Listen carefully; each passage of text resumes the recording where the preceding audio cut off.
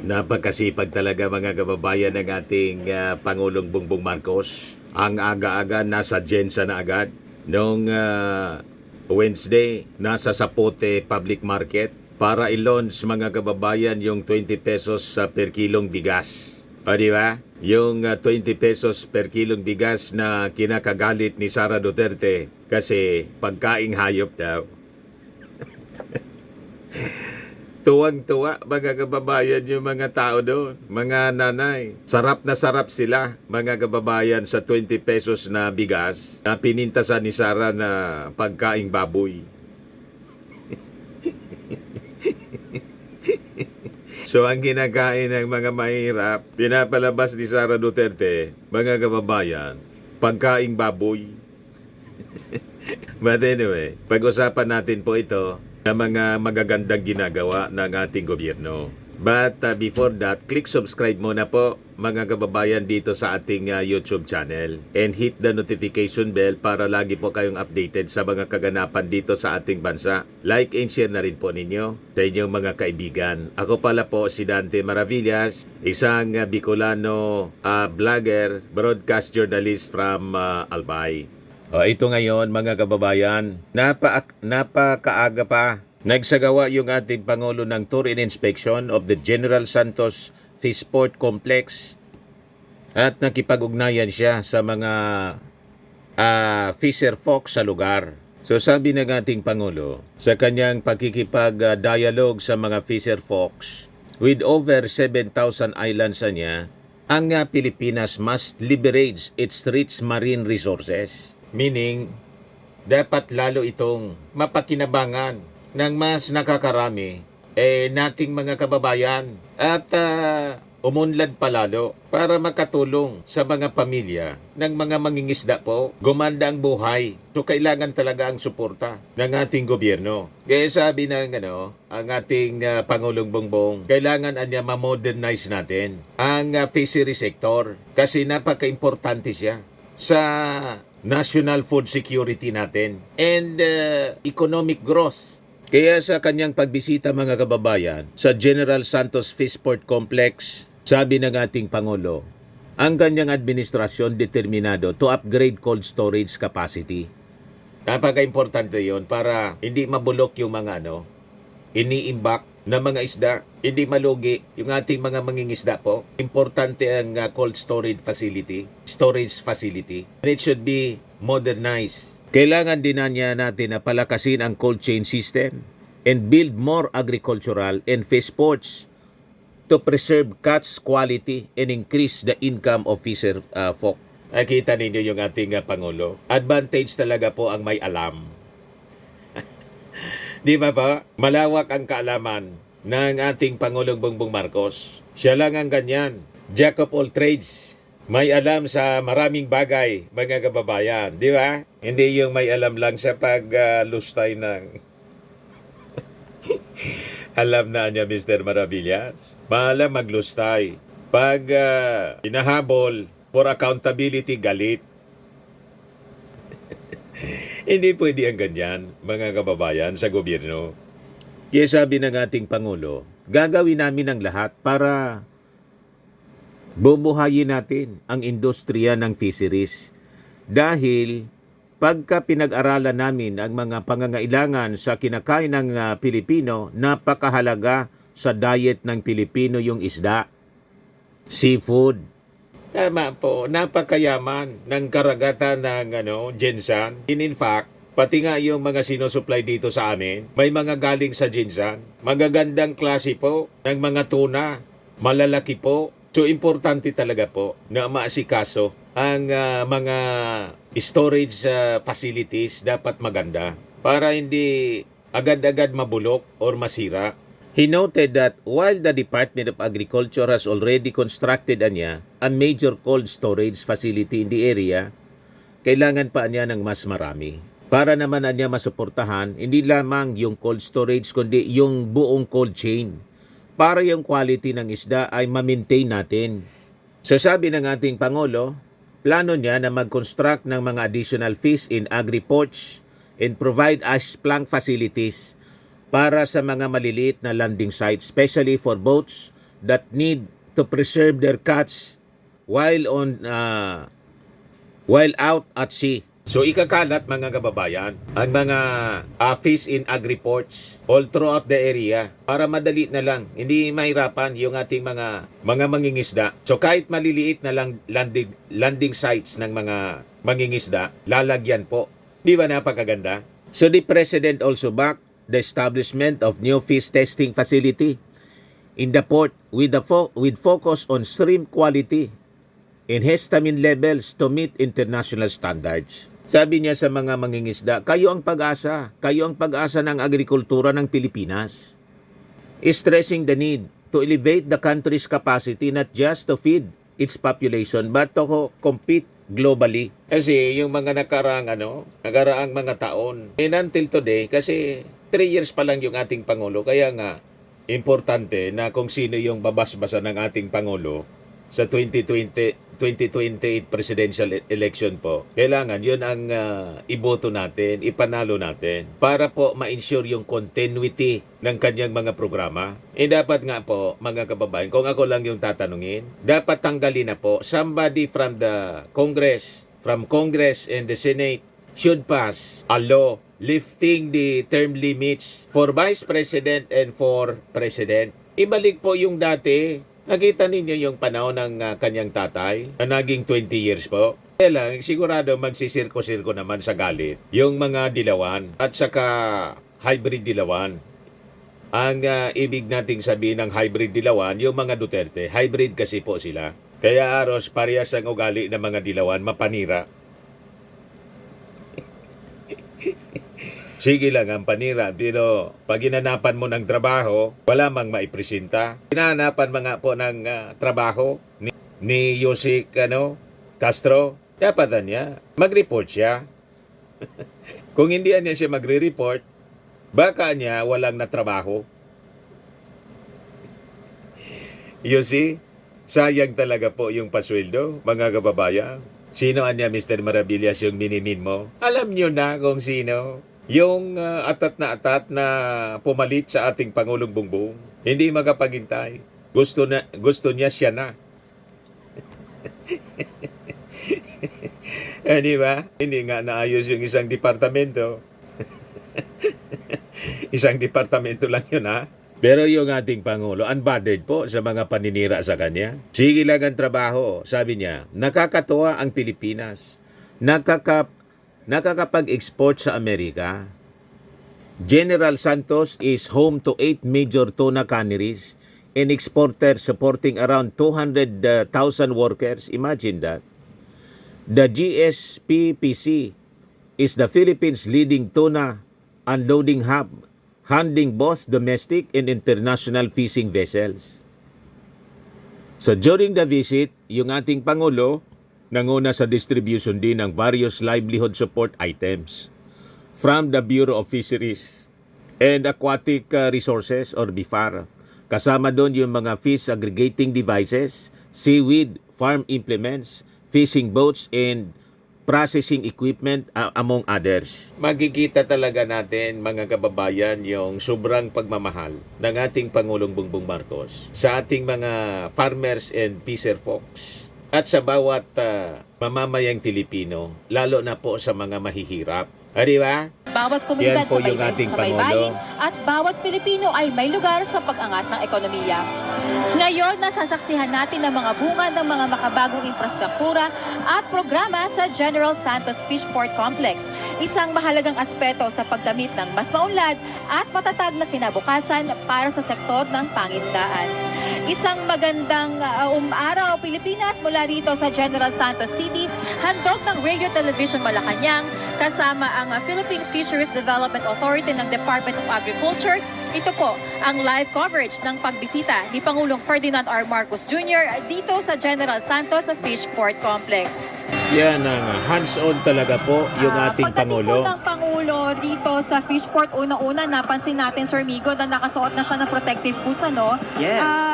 Sir, para saan po itong boots na sir? Bakit lahat po sila naka-boots ngayong Oo. Ang pagsusuot ng white boots sa loob ng fishport ay isang food safety and health protocol. So, para lang ma-ensure na yung mga binibentang isda dito sa fishport ay ligtas Okay. mula sa Tama kung ano man. naman yan.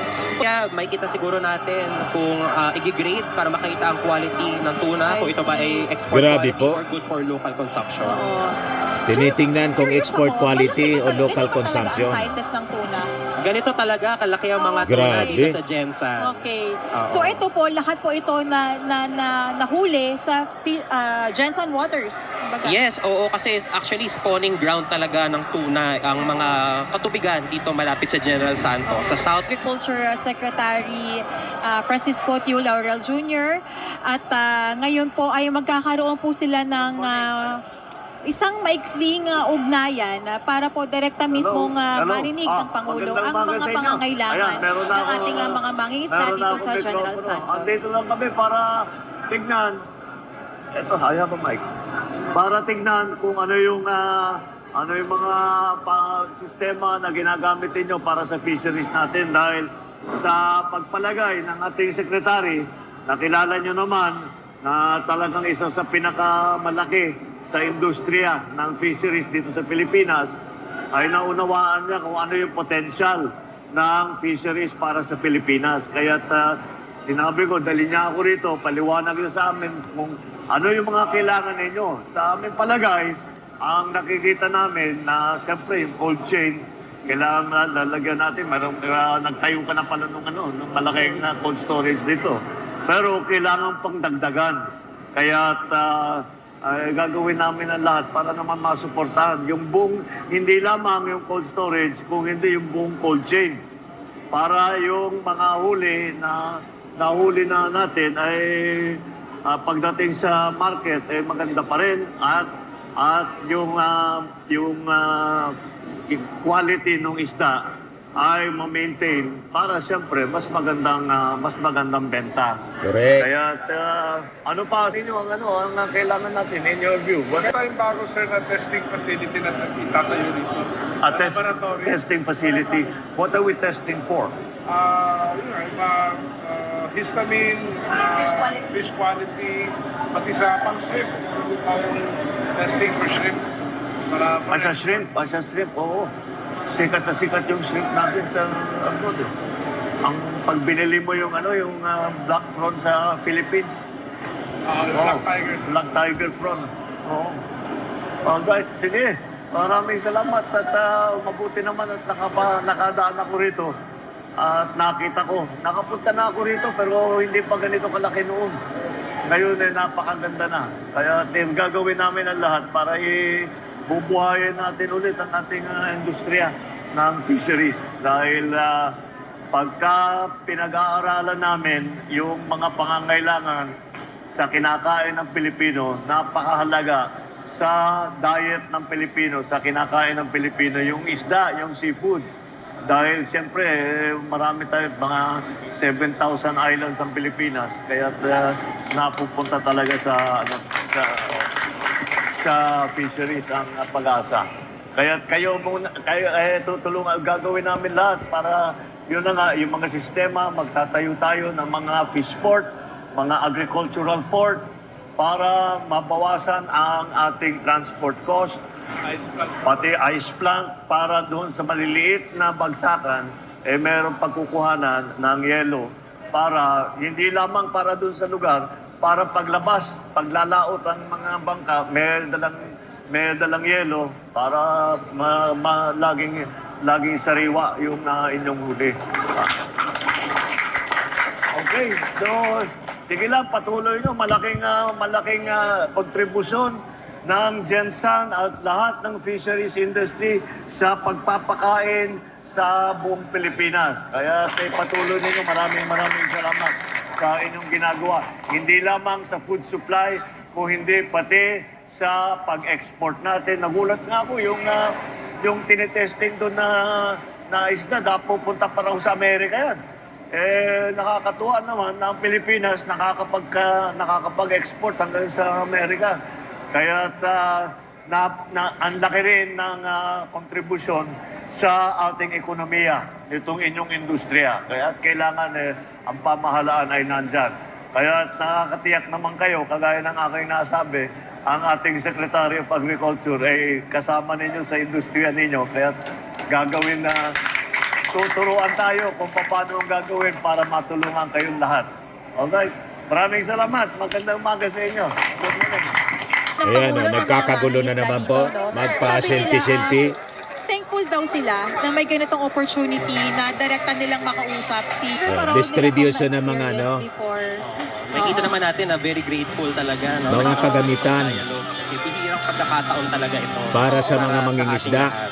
Yan. At sa Jensen. It gives them the feeling po na mas nabibigyan na raw ng atensyon ngayon ang mga pangangailangan talaga Oo, nila. napakikinggan. At ito, nakikita natin yung mga konkretong ebidensya ng pagtulong ng ating pamahalaan sa kanila. Livelihood projects ng Pangulo, kasama po ang Bureau of Fisheries and Aquatic Resources, ay Fish Aggregating Device o PAYAW, mga kagamitan pang salt production, fishing boats, kagaya po ng nakakita natin ngayon. Meron din po mamaya dyan mga marine engine, fish farming inputs, village-type fish processing center, at mga fish processing equipment and marketing supplies.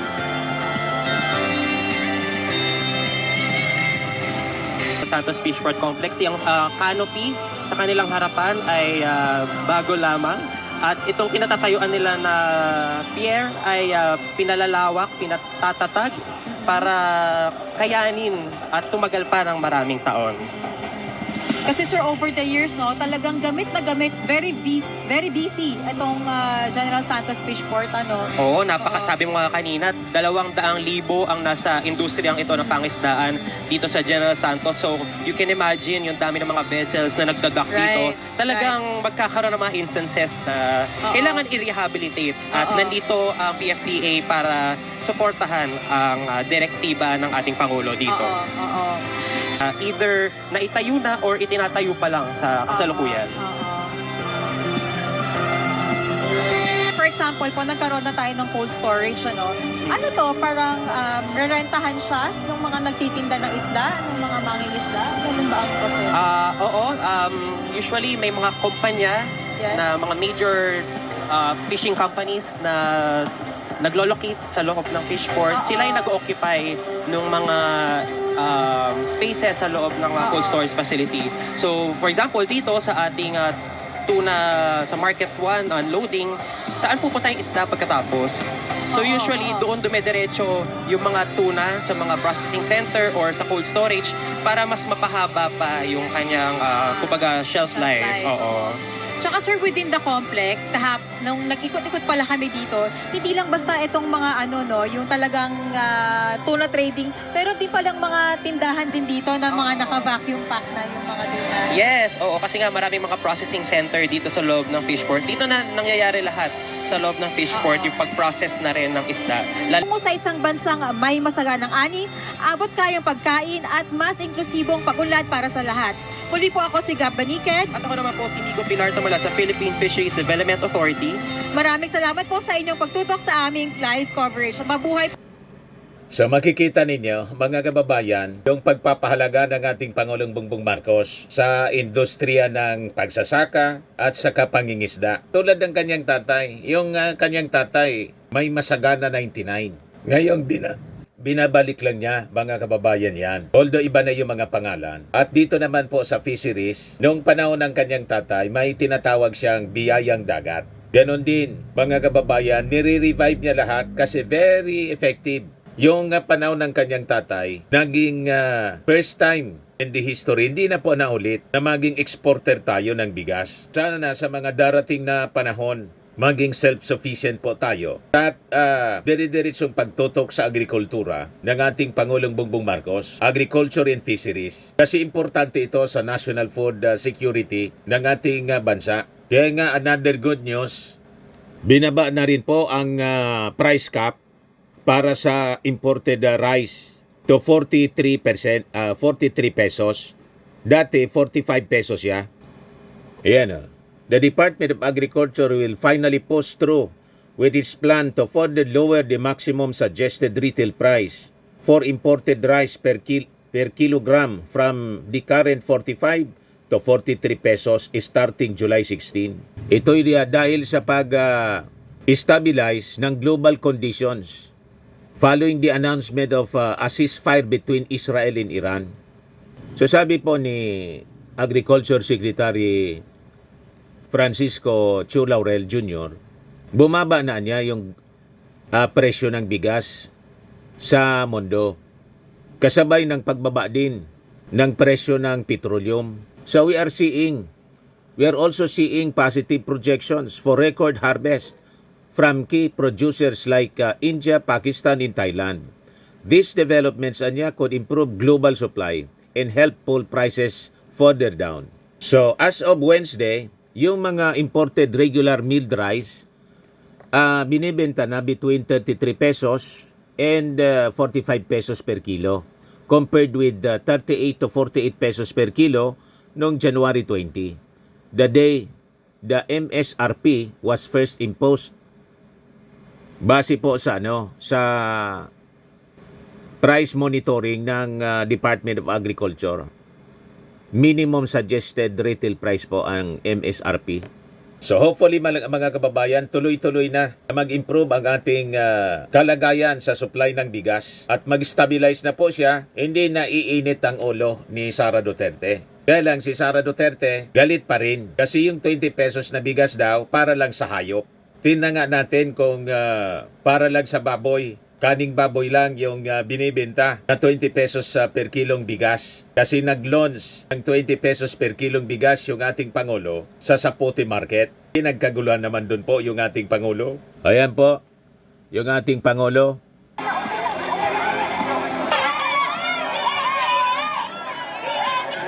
Noong Wednesday po ito mga kababayan.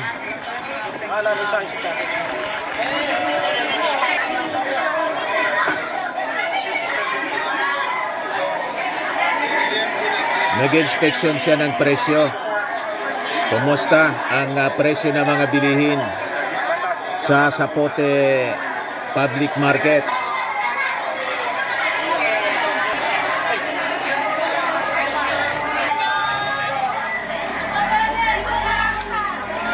Kita ninyo, nakipag-high five. Ayos na ayos yung ating Pangulo.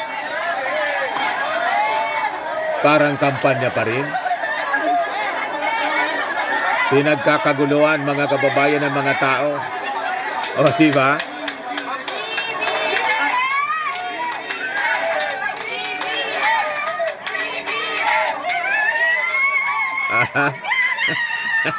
Hysterical yung isa.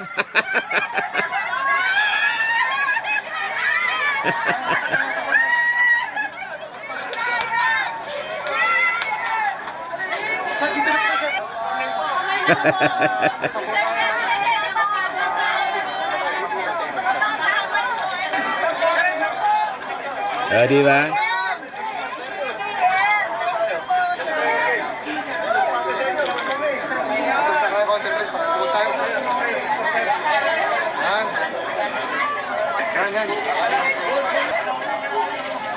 Lalaway na ako na.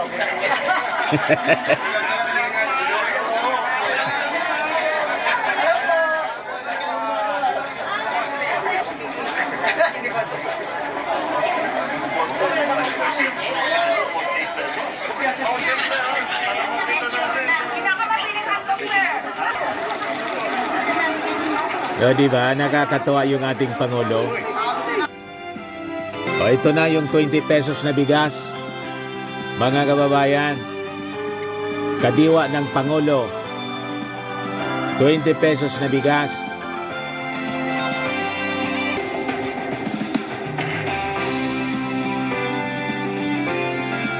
Naging tindero yung ating Pangulo, 20 pesos na bigas para sa mga mahihirap, mga kababayan. Nasabi ni Sara, pagkaing baboy. Dito mga kababayan, sabi ng isang tindera, kumusta niya yung ex ko, Mr. President? Sabi ni PBBM, sinong ex niya? Si Sandro niya. Sabi ng ating Pangulo, bakit mo inahanap si Sandro? Nandito naman ako. Yan o.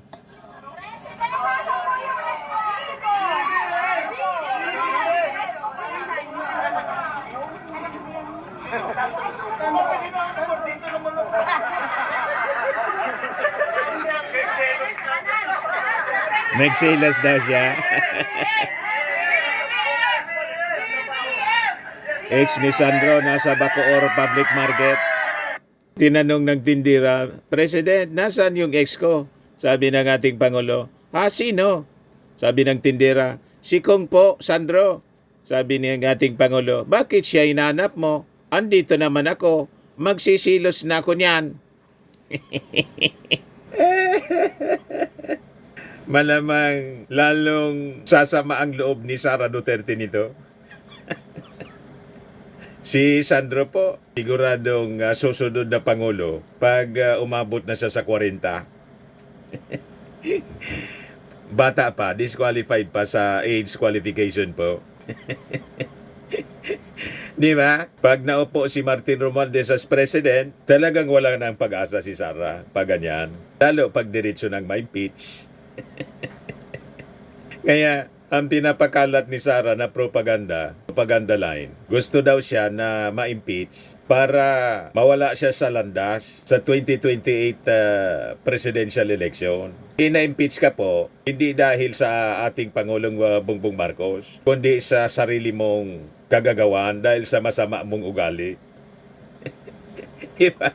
O ngayon, tingnan nga natin yung mga testimony ng mga nakabili kung talagang pagkaing baboy yung 20 pesos per kilong bigas. Tulad ng sinasabi ni Sara Duterte. Siyempre malaking tulong po sa aming mahihirap ang 20. Kung sa 40 nga nahihirapan kami, pinakamababang bigas. Pag bumili ka ng 20, makakabili ka ng itlog, isang ulam na namin mag-anak yun, di ba? At least kahit pa paano nakakatulang ang bigas sa murang halaga, kahit gaano ka mahal ang bigas ngayon, pinakamababa, dinudumog ng taong pinakamura. Thank you po kay Presidente sa mga tulong na pinagkakaloob niya sa amin. Thank you din kay Lord dahil siya ang binigay niya sa amin, Presidente. Oh, di ba? Malaking bagay yun. Kasi sa tulad naming mahirap, wala pang permanenteng trabaho. Kahit bigas na 20 pesos lang yan. Malaking pasalamat na namin lahat sa ating mahal na presidente. Kaya kung hindi dahil sa kanya, wala kaming mabibili na mumurahin na bigas. Maraming salamat po, Presidente Bongbong Marcos. Sana itulong mo sa tulad naming mahihirap. Napakalaking tulong po nito, lalo na po sa mga mahirap na mamamayan ng mga ating bansang Pilipinas na ang ginawa ng ating Pangulo na pagbibigay pag-asa doon sa mga maliliit at maralit ang pamilya, ay napakalaking bagay po ang 20 pesos na bigas na pinagkaloob ng ating gobyerno. Kaya sana ito ay magpatuloy-tuloy upang ito ay ganap na may palaganap sa ating bansa at para magkaroon ng kaginawa naman kahit papano ang ating mamamayang mahihirap dito sa ating bansang Pilipinas. Kaya BBM, nagpapasalamat po kami at kami hindi nyo kinakalimutan na mahihirap dito sa ating bansang Pilipinas. Tapos biglang siniraan ng Tribune. Poverty officially over, 43 pesos rise soon. Yun pala, ang may-ari mga kababayan ng Daily Tribune, nabigyan ng posisyon bilang Meko ni Digong. Propagandista pala ni Digong. Hindi na lang kayo matuwa na natutupad na yung mga pangarap ng ating mga mamamayang Filipino, pangarap ng ating Pangulo. Di ba yan ang sinabi niya? Ang pangarap nyo ay pangarap ko. Binanatan ngayon ni Yayam Dizon yung Daily Tribune. Wow! Daily Tribune, what a profound display of elitist sarcasm masquerading as witty commentary. You really outdid yourselves this time, sneering at a 2 pesos price cut as if it's the root of all evil, while sitting comfortably behind keyboards that have clearly never touched mud or sweat in a palay field.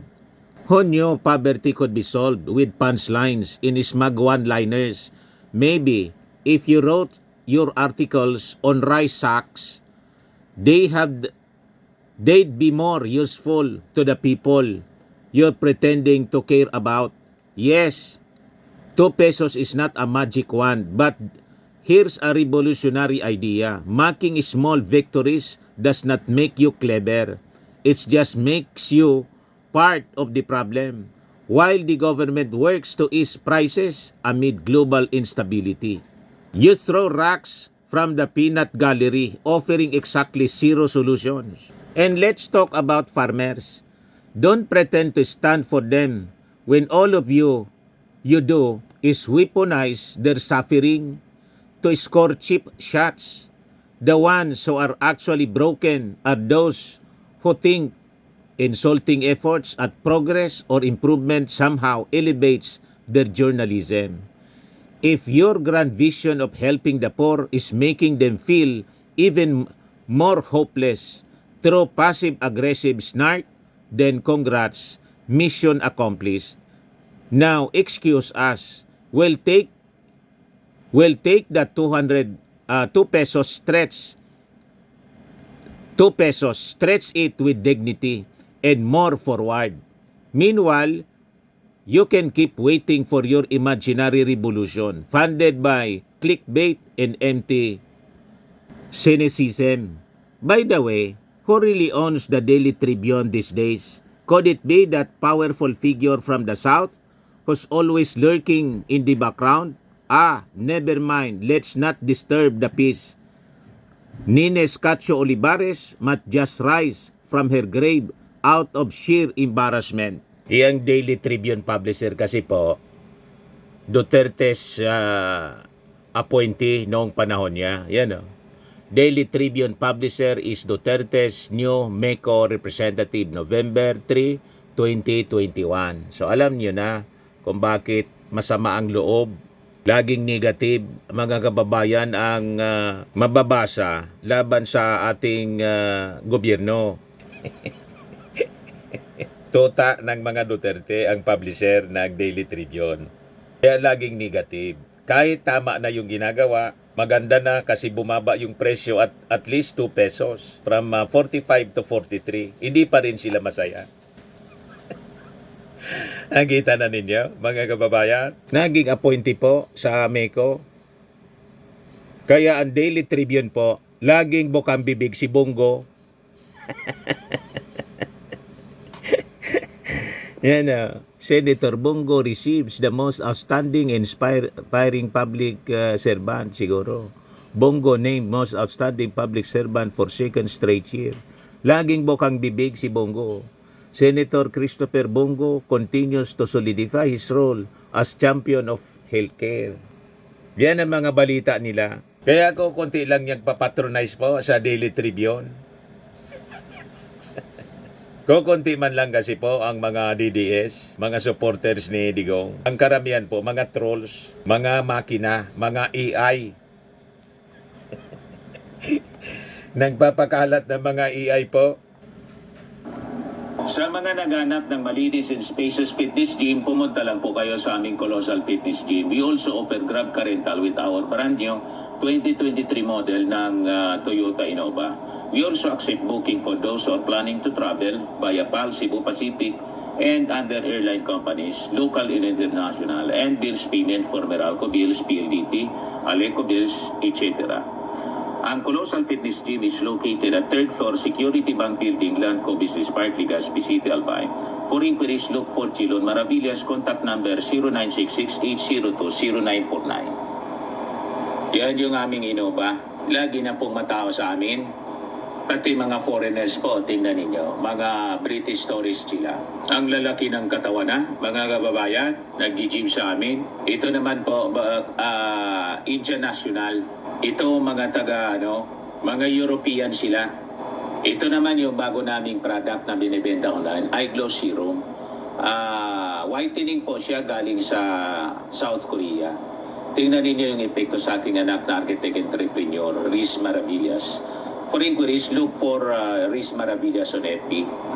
Ito naman po, Firmax Firming and Lifting Cream. Pinapahid po ito sa mga pulses and affected area. Mahina po ito sa mga pains at paninigas na mga kasukasuan. Ito po, Automax Radiant Serum. Sa mukha naman yung application. Anti-aging po siya. You will look 10 years younger than your age. Ito naman po, mga kababayan, yung bago naming product na binibenta online. I Am Worldwide Amazing Pure Organic Barley Powdered Drink Mix from Australia. Endorsed by Miss Maritoni Fernandez, cancer survivor po. Ang mga health benefits niya, boost immunity, improves digestion, enhances energy levels, packed with antioxidants, prevent cancer.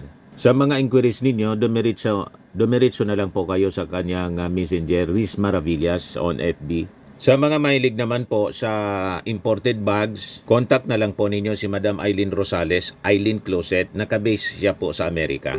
Yan po siya, mga kababayan.